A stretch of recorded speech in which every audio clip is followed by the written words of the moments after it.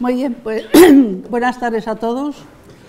En primer lugar, yo quiero agradecer a Francisco Carvajal, a Marta Torres y a todo el equipo que forman ese grupo espléndido de La Peña Pobre, su amable invitación a participar en estas interesantes jornadas.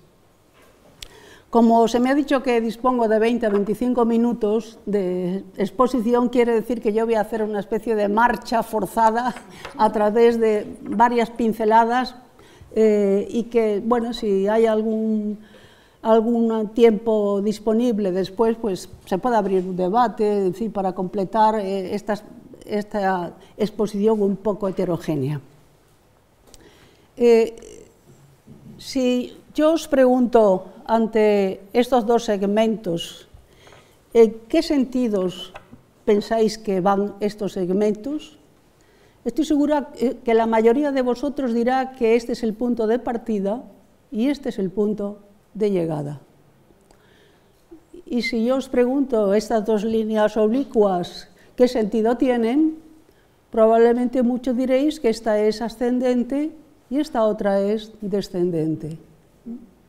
Bien, esta percepción se debe a que en función de nuestro sistema de escritura alfabético, desde la infancia, a los 3, 4, 5 años, se nos enseña, ¿verdad?, a escribir en una dirección de izquierda a derecha, y este hecho de escribir en esta dirección organiza nuestro sentido del espacio, hasta tal punto que cuando ya no estamos ante la plana de un escrito, incluso cuando miramos un paisaje, pues tenemos la tendencia a mirar de izquierda a derecha. Y cuando gesticulamos, igualmente miramos, ¿verdad?, y gesticulamos en la misma dirección. Por tanto, ese sería uno de los muchos condicionantes que la escritura alfabética nos ha ido proporcionando. Muy rápidamente voy a hacer algunos tipos de reflexiones sobre lo que es el hecho de la escritura alfabética. Ahí he recogido una afirmación de un paleógrafo ilustre, Albert de Henans, que nada menos que hace 40 años, en 1975, ya afirmó categóricamente: el Occidente abandona el mundo de la escritura, la era de las escrituras. En el año 1975, aún la gran revolución informática prácticamente estaba en sus inicios, y ahora ya esa afirmación tiene un valor mucho más categórico, mucho más afirmativo. ¿Qué debemos tener en cuenta? Bueno, pues que la escritura manual realmente es una actividad en la cual intervienen dos cosas. Por un lado, nuestro cerebro, y por otro lado, nuestras extremidades superiores. Es una actividad psicomotriz. Con lo cual, el resultado de esta operación psicomotriz origina un escrito. Y ese escrito permite realmente, cuando se tiene una cierta experiencia en este campo, analizar no solamente el estado mental del sujeto, sino también el nivel de reacción fisiológica ante el estímulo cerebral. Luego, esto es un aspecto bien interesante.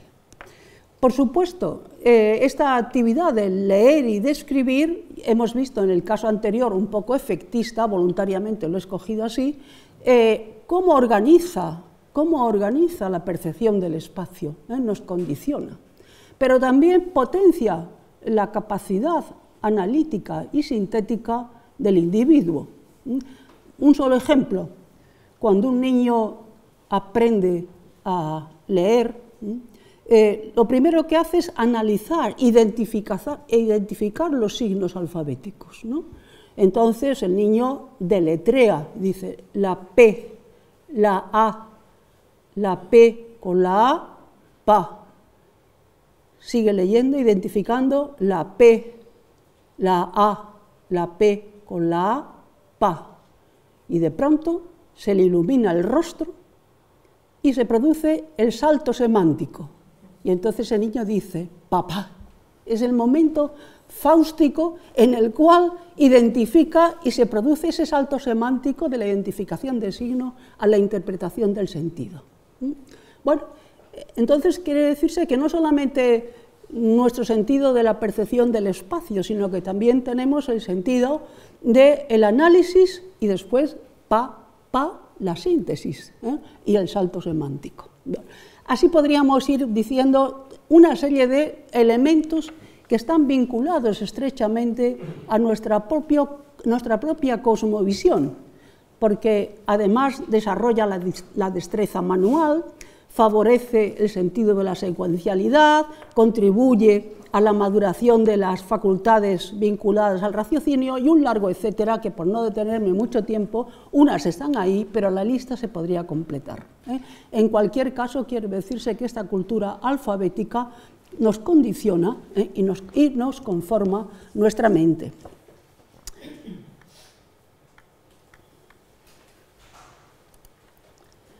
Por supuesto, por falta de tiempo no podemos entrar, pero hay que tener en cuenta, ¿verdad?, cuál es lo que llamamos en paleografía la competencia del ejecutante, o lo que es decir, la competencia de la persona que escribe. Y así, muy rápidamente, telegráficamente, diremos que podemos distinguir un tipo de escritura que llamaremos elemental de base, que es esa escritura que tenemos en la primera infancia, cuando estamos aprendiendo a escribir, con cierta torpeza, con desaliño, con titubeos. Luego tendríamos el segundo estadio, ya dominamos la técnica, entonces ya hemos aprendido un modelo de escritura, pero nosotros personalizamos ese modelo de escritura, nos apropiamos de él, y entonces le añadimos eso que yo llamo los elementos ideográficos, que son los que nos permiten distinguir las manos. Es la escritura usual. Y luego habría un tercer tipo de escritura, que es esa escritura que es propia de profesionales, que ya desgraciadamente como profesión ha dejado de existir, pero que hasta el siglo XIX ha existido, que han sido los grandes escribanos, los grandes calígrafos, que en todas las escribanías, notarías y cortes había que tener para que pudieran hacer con una escritura muy cuidada pues toda la parte de documentos, la parte diplomática, y en los talleres de libros, pues los que hacían realmente los manuscritos. Dicho con esto como una especie de ambientación, vamos a ir ya a pasar a casos concretos. Esta imagen que tenemos ante la vista, como veis ahí, pertenece a Leonardo da Vinci. Entonces, bueno, pues yo que he trabajado bastante sobre manuscritos suyos, cuando te familiarizas con él, te das cuenta que Leonardo da Vinci tiene lo que llama Howard Gardner, una inteligencia visual espacial. Leonardo da Vinci piensa en imágenes, y yo en cambio modestamente solamente pienso en lenguaje verbal. Quiere decirse que ante el folio en blanco de un manuscrito, ¿cómo reacciona Leonardo? Leonardo reacciona, esa imagen que es su pensamiento visual, lo plasma en forma de un bellísimo dibujo por lo general. Y luego ya, en un segundo momento, va a completar ese dibujo con unas anotaciones que su sentido del espacio es tan magnífico que aun cuando sean pequeñas notas personales, tienen una impaginación, una disposición estética maravillosa. Luego en él predomina, por supuesto, este sentido de la imagen primero, el espacio sobre todo, y luego ya ese elemento subsidiario que es la escritura verbal. Ni que decir tiene que Leonardo, como sabemos todos, escribe de manera levógira, es decir, de derecha a izquierda.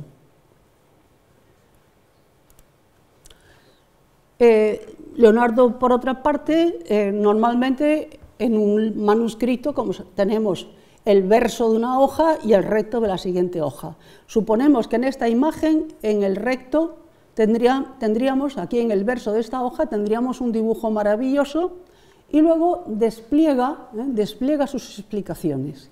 ¿Qué ocurre con estas explicaciones? Probablemente no lo podéis percibir, pero si lo viésemos de cerca, podíais comprobar que Leonardo tiene aquí, ¿verdad?, escribe de izquierda a derecha, y dice, el día tal de junio, el día 1 de junio de 1493, y lo pone de izquierda a derecha. En cambio, el resto del texto lo escribe de derecha a izquierda. Y no solamente esto, sino que fijaros ese sentido del espacio que tiene maravilloso, como realmente estas notas, que son unas notas personales, que todos pondríamos garrapateadas de cualquier manera, bueno, pues él le da esa disposición tan elegante, y luego tiene una visión del espacio como un dios cenital. Él le da, escribe de derecha a izquierda, escribe de izquierda a derecha, el espacio es suyo, domina el espacio. Y bueno, para que no nos acomplejemos demasiado, él domina el espacio, pero tiene una limitación, la única que yo le he encontrado, y es una relativa torpeza lingüística. Él tiene una inteligencia visual espacial, pero no tiene una inteligencia muy desarrollada en el campo lingüístico. ¿Y entonces qué hace? Pues con frecuencia en sus manuscritos va introduciendo listado de palabras en italiano con un cierto sentido alfabético, con el fin de ir enriqueciendo su propio vocabulario, lo va enriqueciendo. Y esta es la técnica que tiene.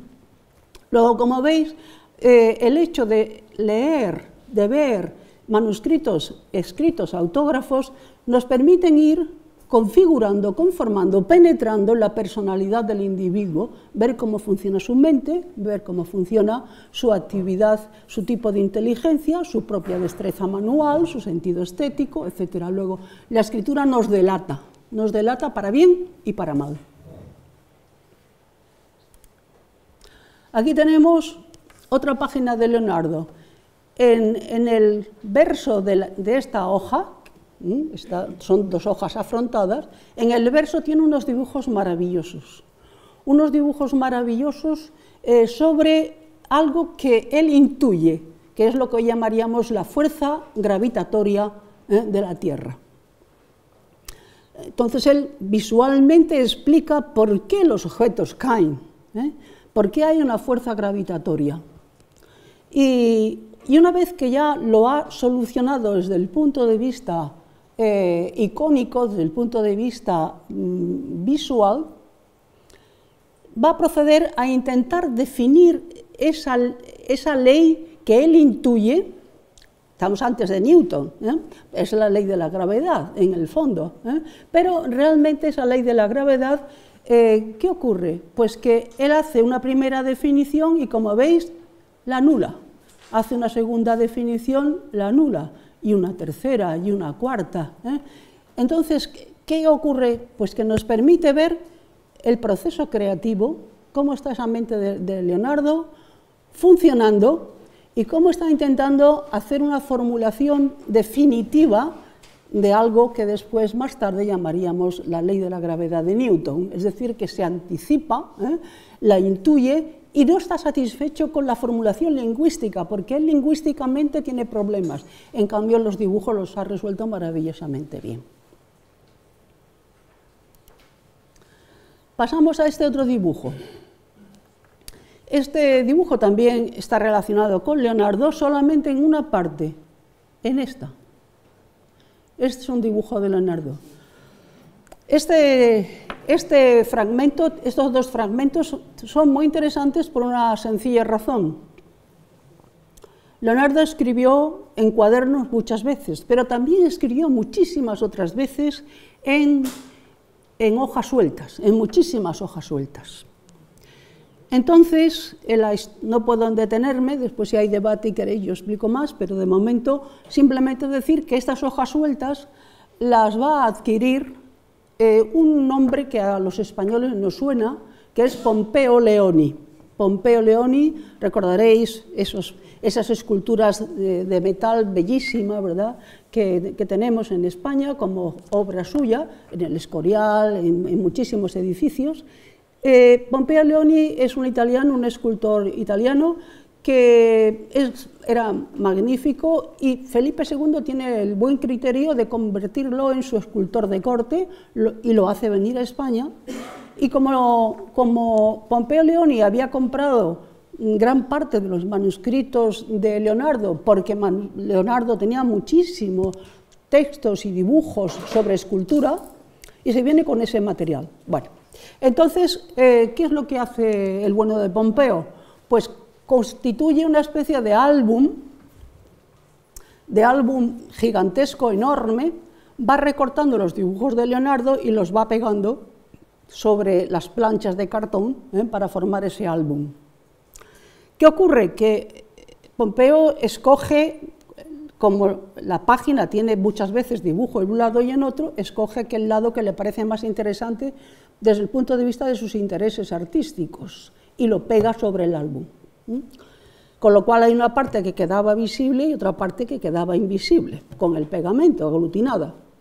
Entonces, hace unos años, estos álbumes magníficos de Leonardo, pero transformados de esta manera por Pompeo Leoni, con muy buen criterio se encuentran en Milán, en la famosísima Biblioteca Ambrosiana, y entonces se decidió esos álbumes restaurarlos, despegarlos para poder recuperar la otra parte de estos dibujos que estaban invisibles a simple vista. Y es entonces cuando, por ejemplo, se descubre este dibujo. Por ejemplo, fijaros, esta es una bicicleta perfecta, es una bicicleta, es decir, él había descubierto ya la bicicleta. Si recordamos nosotros, esto hasta los años 70 no se ha descubierto, pero recordamos que en el siglo XIX, cuando se inventan las primeras bicicletas, recordáis que son una con una rueda grandísima y otra rueda pequeñita, es decir, entonces fue la gran modernidad, se había descubierto la bicicleta, ¿verdad? Bueno, pues él ya la había descubierto en la forma actual en el siglo XV, a finales del XV y comienzos del XVI, ¿no? Eso es lo que es de Leonardo. Y luego, bueno, pues estas hojas sueltas, evidentemente, Leonardo tenía muchos aprendices en torno a sí, que trabajaban con él. Uno de los aprendices, ¿verdad?, es un joven bellísimo, del cual se enamora y será el gran amor de su vida, por parte de Leonardo, que no por parte del interesado, ¿verdad?, que realmente pues, tuvo un comportamiento bastante vergonzante respecto de Leonardo en la etapa final de su vida. Pero claro, estamos en un taller y hay unos aprendices, ¿verdad?, y tienen esas hojas sueltas.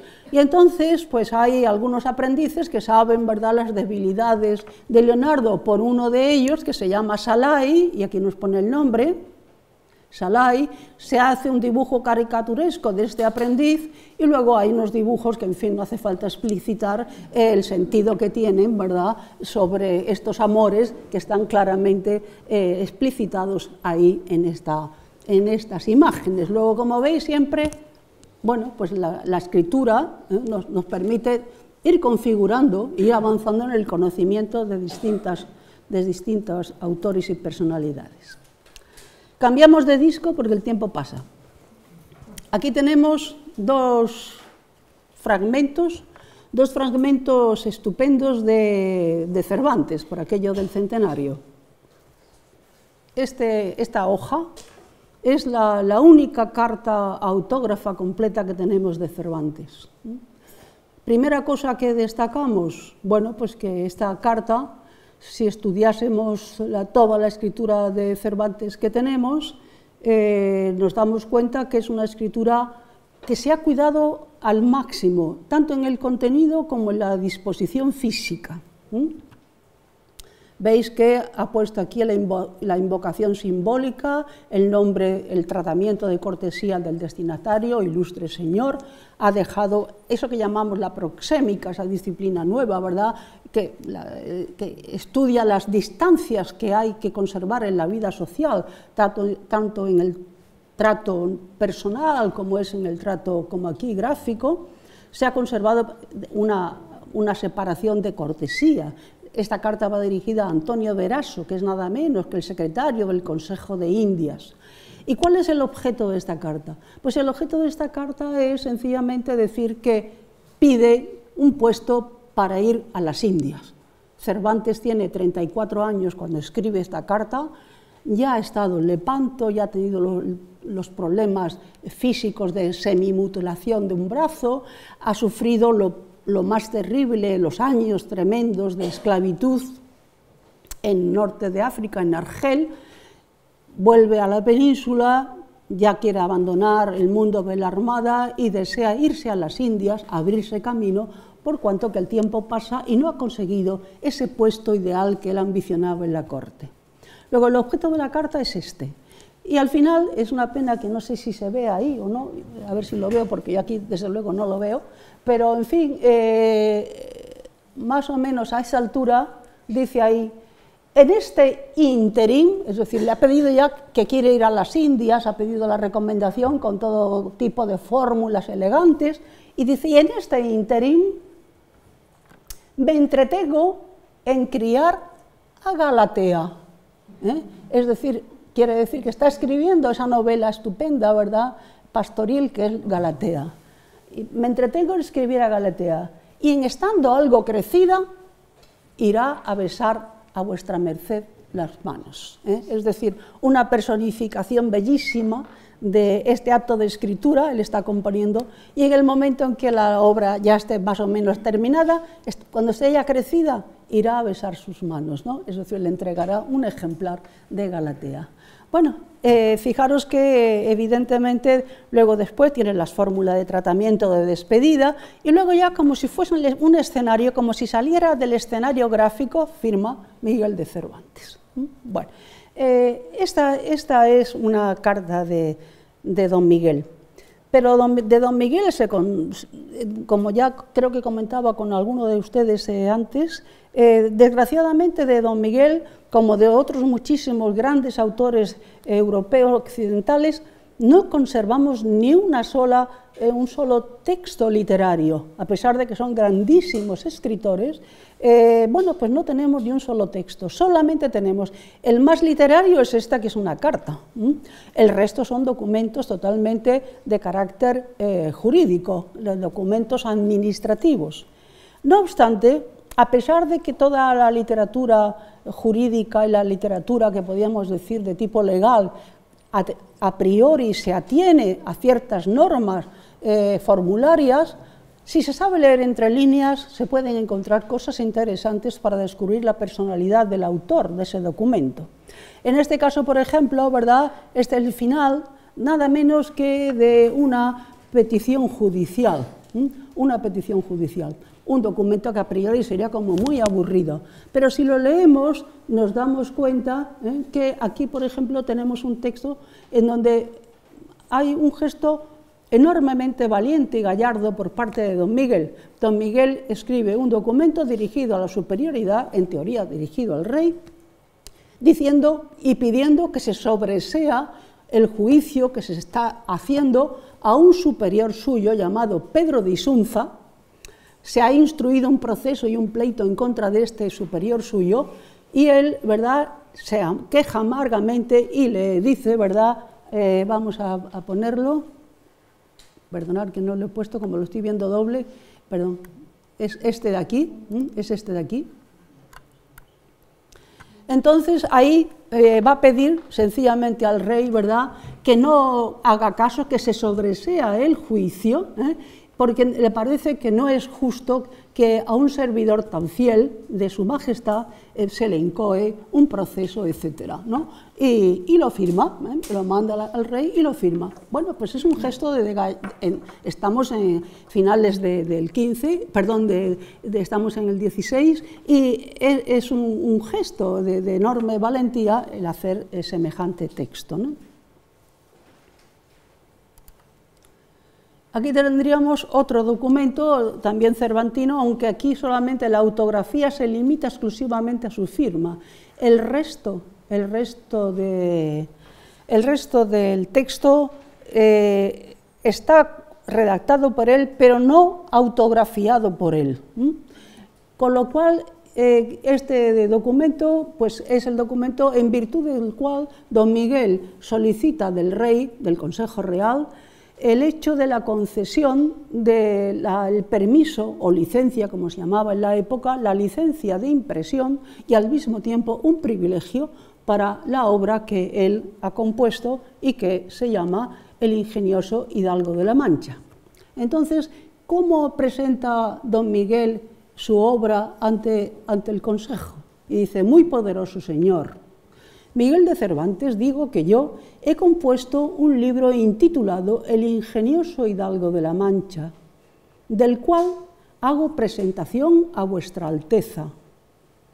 Pido y suplico sea servido de darme licencia y privilegio para imprimirle por 20 años, atento al mucho estudio y trabajo que en componer el dicho libro he gastado, y ser el libro de lectura apacible, curiosa y de grande ingenio. Así valora él el Quijote, desde su punto de vista de autor, y que en ello recibiré gran bien y merced. Esto es lo que pide el rey.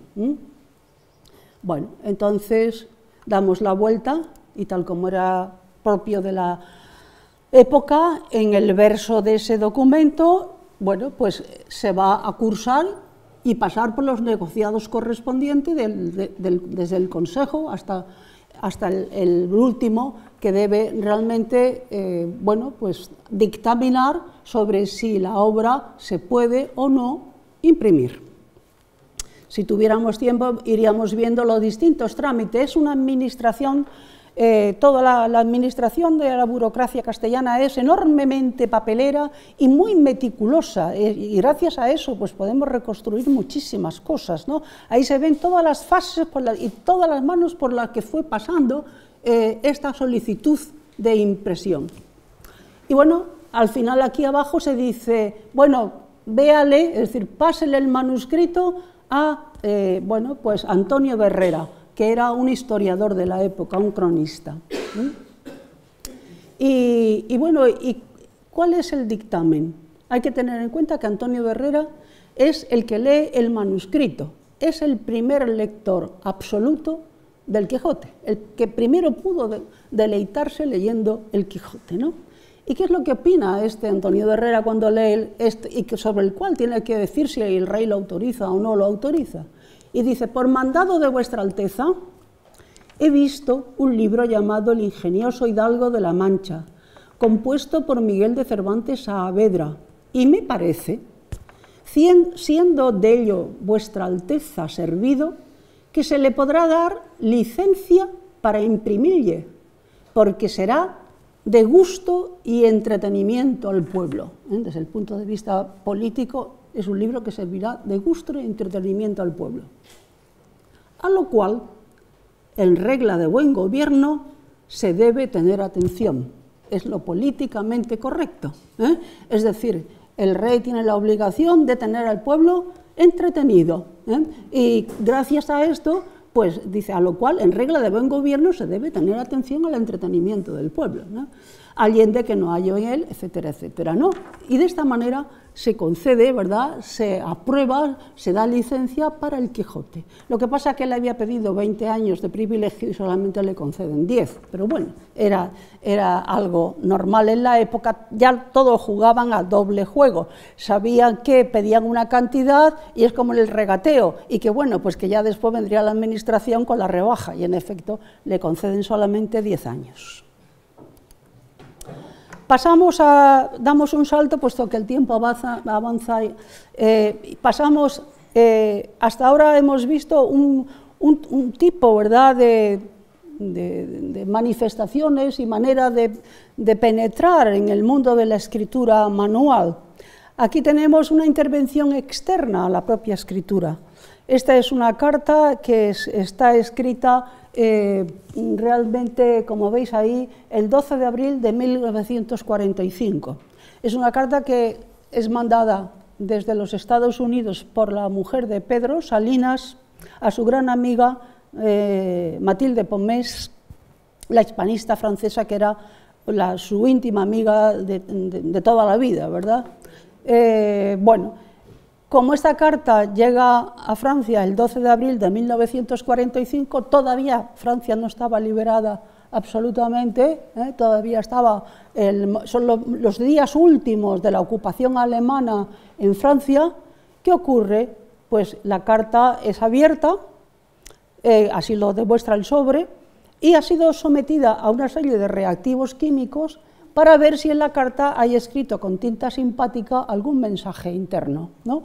Luego entonces esta es la censura, ¿verdad?, que establece y abre la carta, y veis que queda como muy moderno, ¿verdad?, con estas barras de muchos colores, parece decir, es un Mondrian, ¿verdad?, es una carta que casi es un Mondrian. No, no es un Mondrian, es sencillamente el servicio de información de turno que ha sometido la carta a estos reactivos químicos.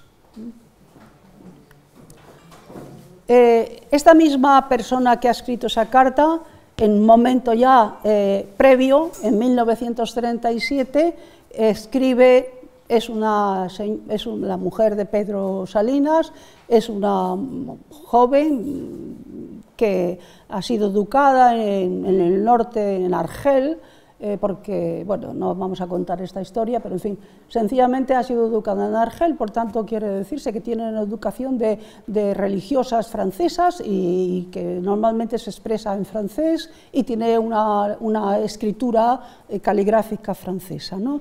Veis, escribe muy correctamente, muy recta, es decir, en esta época está escribiendo de su amiga, los márgenes no se cuidan mucho, se aprovecha al máximo el papel, pero esta misma persona que escribe, y ahí se conservan 55 cartas bellísimas de estas dos mujeres entre sí.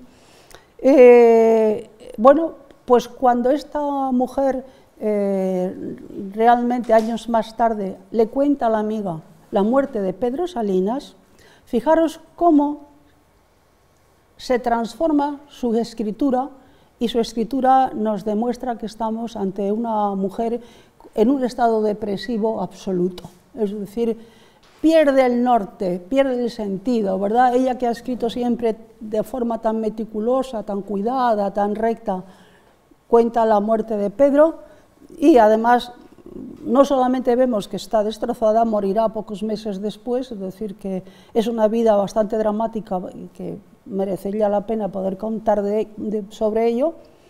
Y sobre todo es muy interesante porque aquí nos cuenta cuáles fueron las últimas palabras que pronuncia Pedro Salinas al morir, que fueron este racionalismo. Bueno, Goethe dijo luz más luz, aquí Pedro Salinas, y lo tenéis ahí, este racionalismo, fueron sus últimas palabras. Por tanto, como veis, la escritura nos permite ver, ¿verdad?, no solamente cómo se escribe, cómo se cuenta, sino también realmente nos permite ver los efectos que la vejez y la enfermedad ejerce sobre un individuo. Y para cerrar, puesto que ya me indican, aquí vemos, este es un texto de un manuscrito de José María Pemán, Mis almuerzos con gente importante, manuscrito que fue censurado en su momento, y bueno, este manuscrito está escrito antes del año 1970, y veis que hay una deformación evidente de su escritura a lo largo de todas las páginas. Quiere decirse que en este momento esta persona ya tenía un Parkinson en estado incipiente, Yo que por razones profesionales he trabajado con muchos textos y a veces recibo cartas de personas que te das cuenta, las manifestaciones neurológicas de los seres humanos, el primer síntoma se encuentra en el campo de la escritura, porque entre otras cosas perdemos el sentido del espacio, ese espacio que empezábamos antes contando, ¿no? Luego quiere decirse que a los neurólogos lo primero que habría que pedirles es que cuando exploren a alguna persona que tenga algunas dificultades, lo primero sería hacer una prueba de escritura, porque detecta con 10 o 15 años antes de que aparezcan los síntomas visibles y perceptibles en su entorno, ya está la enfermedad ahí agazapada. Y bueno, y para cerrar, y así cumplo la instrucción recibida, simplemente decir que escribir manualmente también es esto, es un grafito que está en una pared. Este grafito lo fotografié hace nada menos que en el año... no se ve, perdón. Ahora, es un grafito que fotografié en el año 90, entonces también nos permite ver la evolución del grafito, ¿verdad? Cómo determinadas ortografías ya estaban presentes, la utilización de la K, por ejemplo, ¿verdad? El tipo de eslogan, es decir, que también los grafitis también son susceptibles de ser analizados desde el punto de vista de su desarrollo, de su mentalidad, la ideología que transmiten, los cambios ortográficos y gráficos que imponen, etc. Y con esto, pues muchas gracias por su asistencia y atención.